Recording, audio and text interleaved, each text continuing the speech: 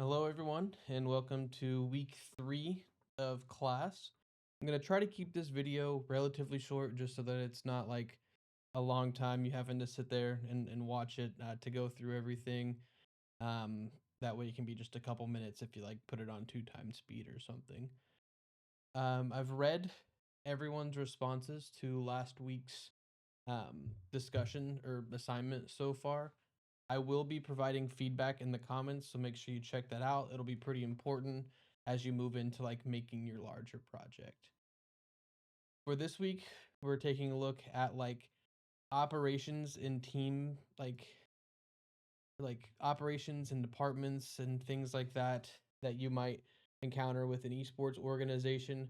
So what I'll do is I'll run through like the different types of departments that you would see in an esports organization and have some examples of what they may do in terms of operation. Outside of that, again, same weekly assignment. For this one, I will have replies just so you guys can engage a little bit further with the content, give some feedback to peers about like the types of things that they're doing and stuff. I feel like that could be valuable. One, for you to see and really like pay attention to what everyone else is doing and stuff. So we'll cover a little bit of everything as we go through. But first things first, let's walk through um, just some different examples of like departments and operations. So this isn't like all encompassing. Obviously, different um, businesses or organizations are going to have different structures. I just wanted to give some like baseline examples that you're going to see a lot of these represented in some way across a lot of different organizations. So here we go. So first things first, a lot of times when you're looking at esports, you're going to look at competitive operations and team management. So a lot of these things are like, think of Manchester esports, right? This is going to be your coaches, director, things like that. So things like player recruitment, getting people to come and be a part of the organization, development, practices, practice plans, planning for competitions, things like that. With planning for competitions, you have things like tournament logistics.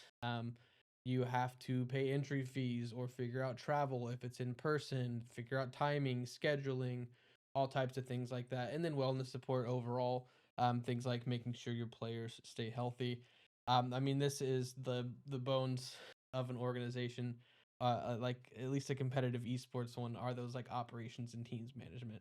These are the people that make sure the players are doing what they need to do um, and getting them in the right places to compete and stuff like that. Next, we have like content creation, media production. So noticed a lot of this in your guys' responses, so wanted to make sure that it was here. It's going to fall a lot in line with marketing, or some like marketing and partnerships departments would have this as a part of it. I brought it out just because so many of you like mentioned it in like your examples of what you may do for an esports organization. So for content creation, media production, this is your anyone from like your producers to editors, camera people, things like that, that are going to go through. They're going to have a content strategy. So whether it be weekly, we know that we're going to post this much short form, have this many like weekly videos where we do this type of content. Okay, maybe we'll do a weekly podcast. So all of your scheduling and programming is kind of go through them. That's going to plan things like streams and stuff too. Again, this encompasses production, capturing the footage, editing, doing the highlight reels, all types of stuff like that. Um, and then engagement as well. So this would be like your social presence. Same thing with uploading all these videos. It all is kind of encompassed. These are like the student workers there at Manchester, the ones who are running the streams, filming videos, making montages, weekly recaps, things like that. Who kind of go through, plan it all out. A lot of times you'll have someone that heads this department, who kind of oversees everything and goes through and then has like these different facets. Smaller organizations, people will do it all. Bigger organizations, it's kind of planned out and you have the different section roles. Events and tournament operations. So this is another one that I kind of pulled out that could fall in a number of these, but this is like people who are solely focused on running events, whether they be like community events or hosting tournaments, things like that. It could be like watch parties, fan meetups, um, 1v1 challenge, playing a player for $1 million. I think it's been done a few times in esports. I'm like 1v1 the best to see if like the casual person does it. So like these types of things.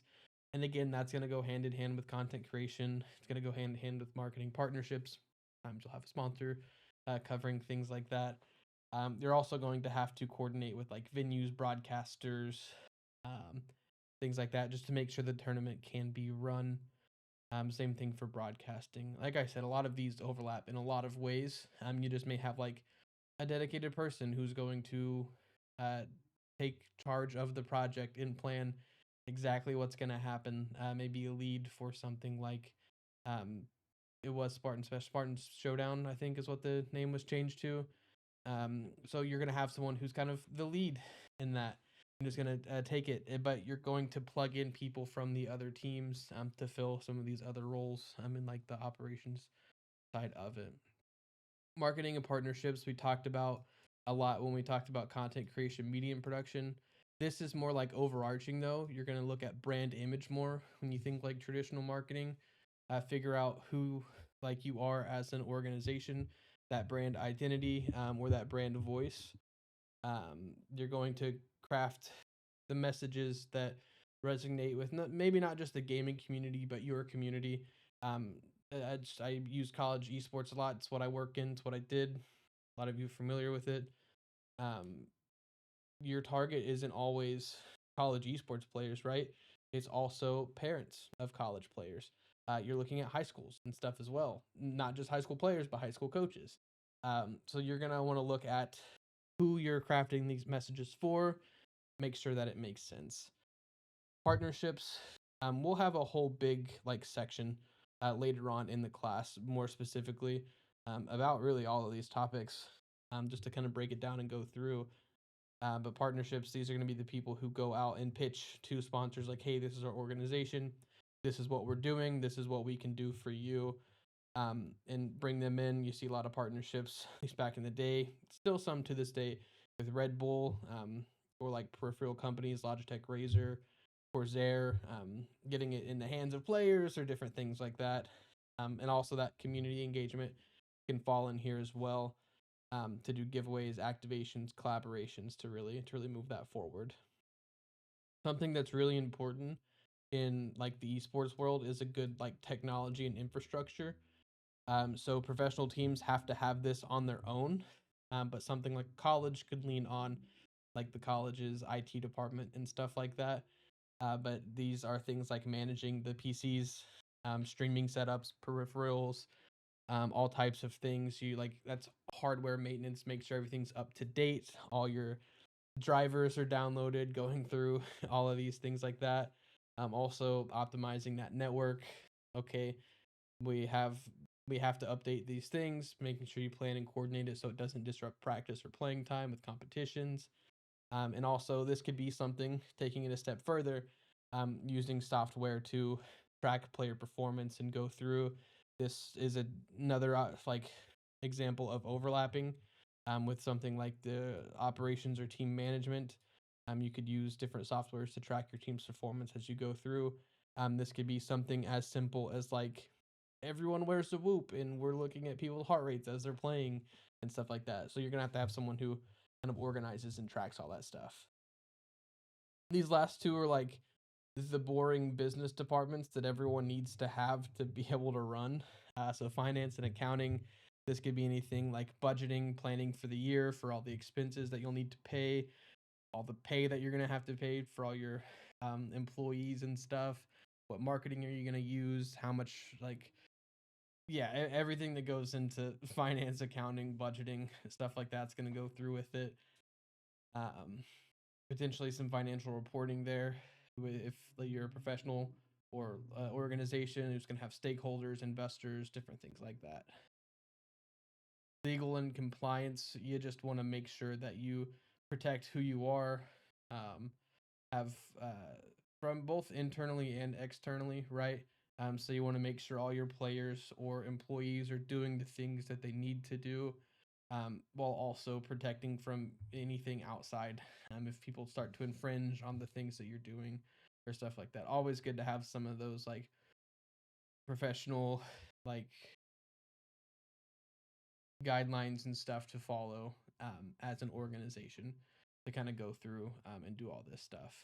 So, like I said, this is just like a good overview of the different types of like departments and stuff that you could have, and maybe some of the roles that would be in there, because that's going to be a part of the assignment as we go through this week. I guess one thing that technically isn't mentioned are the players themselves. If you're a professional team, most likely I would lump this under here with team management.